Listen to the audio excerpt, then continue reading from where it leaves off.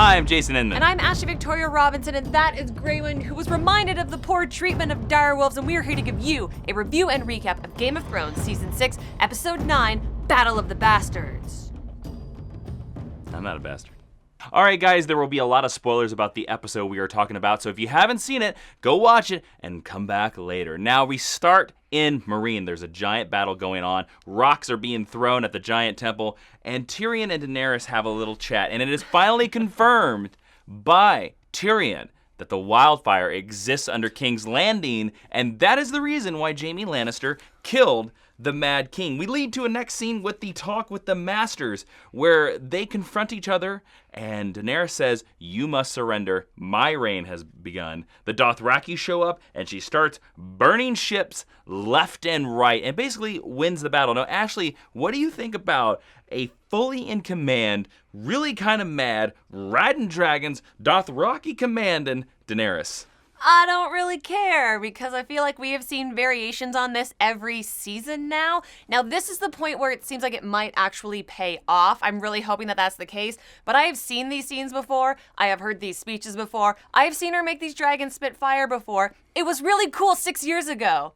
I find it less cool now. Commenters below, I just want you to know that I completely disagree with everything that Ashley just said. I think she has become the Mad King herself, because we did not see any kind of Daenerys with a commanding Empress confidence riding dragons, burning people in season 1 of Game of Thrones.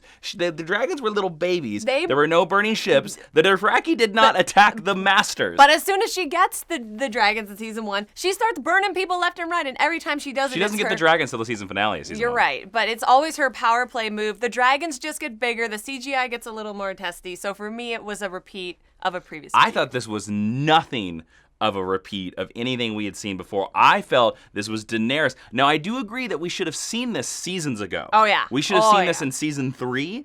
I think it kind of sucks that we had to wait till season 6 to see this, but I thought that scene was very commanding. I thought we got to see her King's Council cement. Grey Worm gives the offer. I thought Tyrion is like, "Look, it'll be okay." A slight little pat on the chest. That one guy, look, go home and tell them about the Daenerys and her dragons. See, for me, I think Tyrion is the only way that these scenes were any different from anything that we'd seen before, because he was the only one who was like, "You're a little power hungry now. I disagree. You're living up to your Targaryen name. Maybe check yourself." I saw Emilia Clarke giving some really badassness to this, more so than I've seen her in previous scenes. Daenerys kind of just seems like, "Oh, I want to go to Westeros eventually," and this one was like, "You are all gonna burn." I am pissed. Well, I thought that what happens in the next scene was the part that, for me, cemented that Daenerys might actually get to do something. And we'll get there, because then we cut to the Battle of Winterfell. There's a parlay with RAMSAY, where Jon Snow basically tries to challenge him to the basic fight. It doesn't happen. We go to a planning session with Tormund, where Tormund has no idea what a flanking maneuver is at all, which I thought was very hilarious. No idea you can go around things at all. But it's precious because, of course, they're used to skirmishes, and I think it's a way to humanize Tormund, because he's not a character that gets a lot of these moments. I thought it was a great scene. But let's very quickly in this scene, Sansa shows up, and Sansa basically says that she knows that Rickon's gonna die. She's kind of heartless. She does have a fair point that Jon didn't listen to her, which I kind of was like, yeah, Jon, you should have listened to Sansa. She kind of has been inside that place very recently. She probably knows where all the guards are. Probably knows what Ramsay's gonna do. What did you think about Sansa in this episode kind of being a little bit like Littlefinger? I actually think this is the most like Catelyn Stark that she's been now. Interesting point. We know it's been set up from her very first appearance that she's much more like Catelyn than she is like any of the other Starks. And we've seen Catelyn make some heartless moves in and of herself while defending those who she loves. And I think that Sansa now can see things from 20 feet away. I think that Jon really ought to have listened to her, but I'm not surprised that he didn't. Although I think that by the end of the episode, he might see her in a different light. Interesting.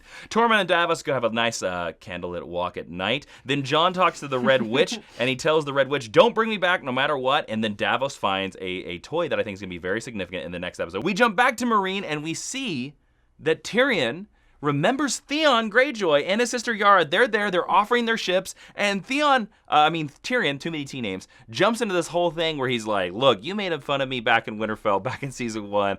I thought you were an ass. I don't know if I want to trust you now. But I liked the relationship to where they were talking about that they're going to make the Iron Islands kind of independent. Mm-hmm. They're going to be ruled by a queen, and that Daenerys seems to have found her purpose. We're going to make the world a better place. And I think that resonates, that Tyrion's conversation from early in the episode is finally hitting on her. What do you think about this? And Tyrion brings up the point. He's like, if you give all the kingdoms of the 7 kingdoms their independence, there won't be any kingdoms. Yes. It'll be like the one kingdom.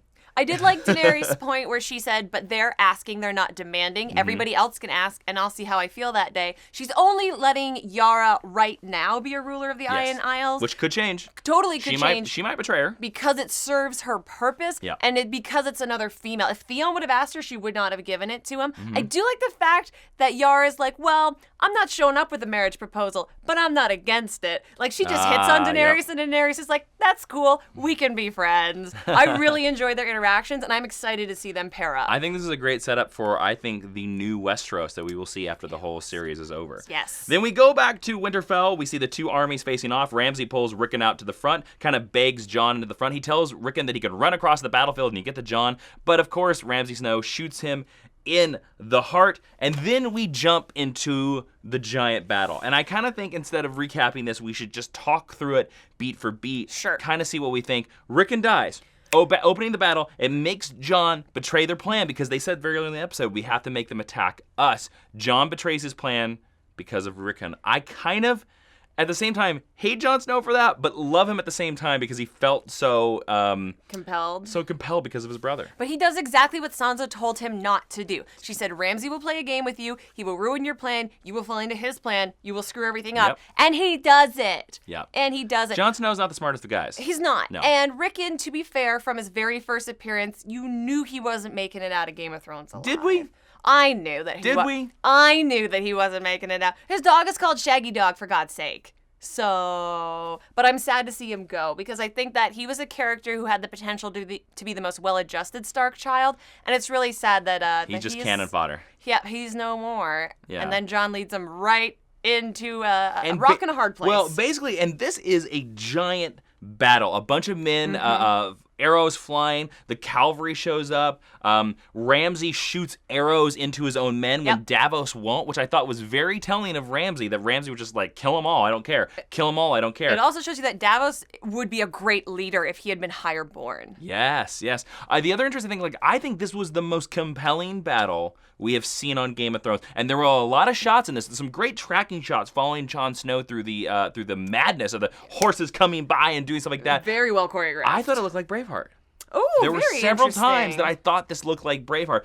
Basically, the Ramsay forces, the Bolton forces, corral them, separate them because they've killed so many men that they've created like this natural hill of dead bodies. It's like the blockade in Les Mis. Yeah. It is very big. And so they cannot get past it. The giant looks like he's done for, and then there's a horn blast, and here comes House Aaron. Yay! Led by Littlefinger, and you learn that Sansa probably sent the letter. Most likely sent the letter. This was where the letter was. We were talking about a couple episodes ago. Yes. Sansa saves the day. What do we think about this? That basically Sansa pulled Jon's ass out of the fire. So this is now... And this is something that we predicted in previous episodes. We now have 3 women who are leading forces in Westeros, who have their shit together the most, who have the greatest forces and the greatest strategic minds. I think this could be 4 if you count Littlefinger. We don't know what's on I don't know, but don't judge him. He's very fancy. Yes. I'm open. It's okay. I like that Sansa has come this far because Sansa this season for me has become a truly interesting character and has really realized her potential. I think this is going to build a lot of tension between... The actress has grown as well, too. Well, yes. This is going to bring some tension. I meant an acting ability. Well, also that. Sorry to interrupt you. She's very tall now. But this is going to breed some tension between her and Jon, and I think it's going to be interesting to see them. They're essentially the standing king and queen of the North right now. Basically, yeah. So. Basically, really, yeah. I hope that he learns to lean on her instead of fighting against her, because she doesn't need his protecting, and she proved it. The Giant and Tormund run after Ramsay inside of Winterfell. The Giant breaks down the wall. Of course, he dies because of Ramsay's final arrow. Very sad. And Jon basically runs over to Ramsay and beats his face in until it looks like a tomato. And then we finally see the final scene of the episode. Ramsay is locked up, and Sansa opens the gates for his Hungry Hounds, to Hungry Hounds, a board game coming soon to you, to basically eat Ramsay. And we see this giant pit bull basically take a big bite out of I want to call him Ramsay Bolton's face. Yeah. And that's where the episode ends. And we see Sansa give a slight smile. Yeah, I think you called it. There's more Littlefinger in her than maybe anyone is comfortable admitting. I do like the shot where you can tell that there is peanut butter on Ramsay Bolton's face because the dog is wagging his tail. But what are you going to do? It's a pretty good shot. I think that it is a fitting end for Ramsay Bolton. Again, kind of knew that something like this was probably coming his way, but that doesn't make it any less gratifying now that we have it. But I'll be interested to see if there are any ramifications of his rule with the Starks taking over Winterfell again. It'll be interesting. It'll be really interesting to say, yes. All right, so let's move into the rating of this episode, what we thought of the Battle of the Bastards. Ashley, between a scale of 1 to 5 dead direwolf heads, what would you rate this episode? This episode had really, really cool battles. A lot of things happened. The status quo changed, and Sansa got to do some kick-ass stuff. I am going to give it a full 5 out of 5 direwolf heads. This is about as perfect a Game of Thrones episode as I could. I'm going to question you. Earlier in the video, it sounded like you didn't like too much of the Daenerys Targaryen stuff. Yeah, but it was so brief, I can look past it. All right. How about you? What is your rating for this episode? I also agree. 5 out of 5 direwolf heads. One of the strongest, one of the best shot, one of the most forward progression episodes of Game of Thrones we have ever seen. If the finale can match. Now, here's the weird thing with Game of Thrones. The 9th episode of the season is always the crazy Always one. The best one. And then the 10th episode always kind of like deals with the epilogue, and kind of sets up the next season. But if next week's episode can deliver some of the other best episodes of this season, man, I might say that the 6th season is my favorite season since the first season. Interesting. That'll be interesting to discuss next week. It'll be something that we'll definitely discuss next week. All right, now we're going to move into some of the predictions that we have for the finale of this season of Game of Thrones based on this episode or stuff we've seen or just ideas we have. Ashley, what is your prediction for the finale or even next season, season 7 of Game of Thrones? Well, my prediction is for the very next episode. I think a lot of the next episode is going to be dealing with some of the characters that we didn't see this week, but I do think we're going to deal with establishing a new small council for the king and queen of the north, and I think you're going to have Jon and Sansa arguing about whether Davos or Littlefinger are the best second in command for them, and I think there's going to be some conspiring and some confrontation between those two characters because Littlefinger, as we know, is a better statesman, but Davos is a more honorable man. Interesting. So I think that'll be interesting to see who they lean on more. Interesting. Now, yeah, my prediction has to do with Jon Snow. Like, I'm kind of a little bit conflicted right now. I don't know which direction he's going to go. Okay. In my heart of hearts, I would love it if next episode Littlefinger pulls a letter out of his pocket, and it is the letter that Robb Stark cemented Jon Snow as part of the House Stark, made him legitimate. Now, Littlefinger could do that to make Sansa have to marry him, kind of. Because Sansa will no longer be the eldest true-born Stark. Exactly, and he'll be like, if you want to unite this could have been the whole scheme of Littlefinger to be like, look, if you want House Aaron to, because Winterfell doesn't have any men, the North don't like you anymore. If you want to stay with us, like, you got to marry me. That could be part of his scheme. I also could see Littlefinger pulling this off and basically confirming Sansa as the female lead, keeping the female-led houses, and then basically Jon Snow is going to leave Winterfell because he disagrees with something that Sansa does, and he takes the wildlings with him. I could see that happening. I could definitely see that happening. Which way it goes, I don't know. I would prefer that Jon, as I said from the very beginning, that Jon becomes a Stark. Remember how I said that Ramsay was going to be gone out of this episode and so many comments disagreed with me? Don't doubt my predictions here. That's where my heart of heart goes, but I could see it going the other way. Yeah, I could see them going back to the wall. I could see Littlefinger cementing Sansa. But for definite, the Night King hits the wall next episode. No doubts in my mind. For sure. So there you go. We both thought that this was an outstanding episode of Game of Thrones, and we are so excited to see what is playing out next week in the finale. Now, just a reminder that this video was brought to you by Majorspoilers.com, the comic book website where they love comics and they know that you do 2. Also, if you love all kinds of geeky stuff, you should check out our new weekly show called Jason Talks Geek. Every Friday, we're going to talk about all kinds of topics.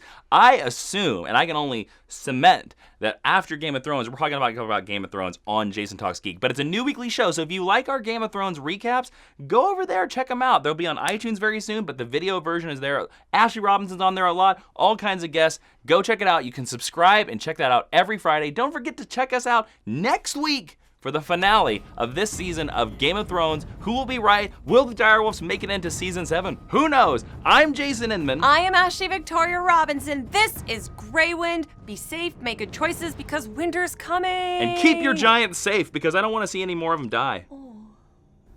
He's not a giant. He's my baby.